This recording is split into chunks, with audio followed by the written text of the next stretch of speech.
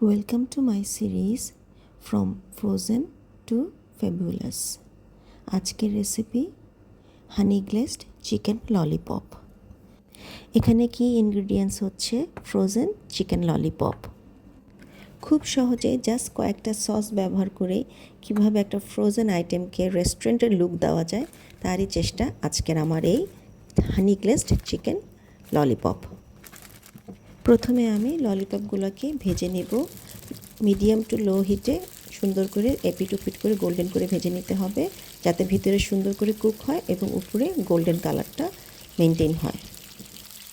এই তো আমার প্রতিটি ললিপপ প্রায় ভাজা হয়ে গিয়েছে। আমি এখন এপিট ওপিট উল্টিয়ে একটি একটি করে তুলে একটি পাত্রে রেখে দেব। আর এরপরে আমি চলে যাব সস বানানোর জন্য। এই সসগুলোই আমার এই ডিশের লুক এবং টেস্ট পুরোটাই পাল্টে দিবে।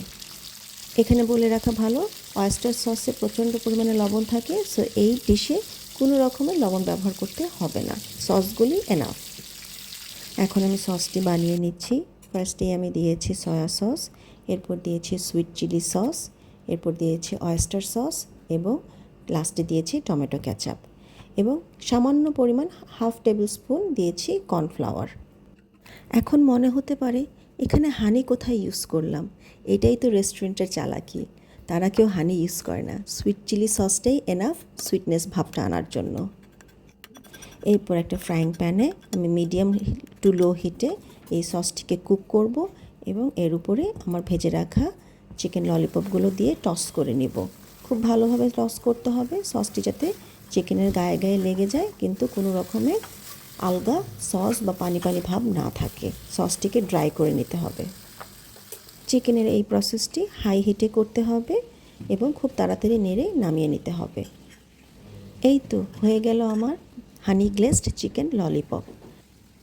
চটজলদি ঘরে বসে রেস্টুরেন্ট লুকে হানি গ্লেজড চিকেন ললিপপ। খুবই ইজি, খুবই টেস্টি। লাস্টে গার্নিশিংয়ের জন্য অল্প একটু সেসিমি সিড, বাস শেষ। আমার এই রেসিপিটি অবশ্যই ট্রাই করবেন এবং আমাকে কমেন্টে জানাবেন আপনাদের কাছে কেমন লেগেছে। আজকের জন্য এই পর্যন্তই। এতক্ষণ আমার সাথে থাকার জন্য থ্যাংক ইউ।